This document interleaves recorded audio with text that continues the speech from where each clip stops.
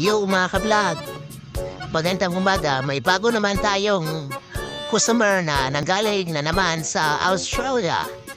Ang pangalan niya ay si Bruno Mars. Oh, gusto niya shave at haircut.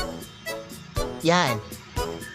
Talagang marami na talaga pumupunta dito ng mga foreigner.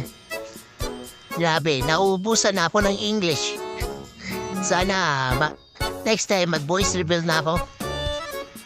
Oh? Grabe. Napangangas na mukha ni sir.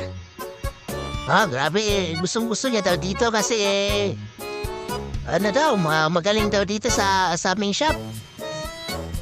Oh, ang linis ng ganos ni sir. Shape at haircut. Yan. Smile-smile pa siya. Sabi niya, approve. Oh, may sticker din tayong libre at kitchen na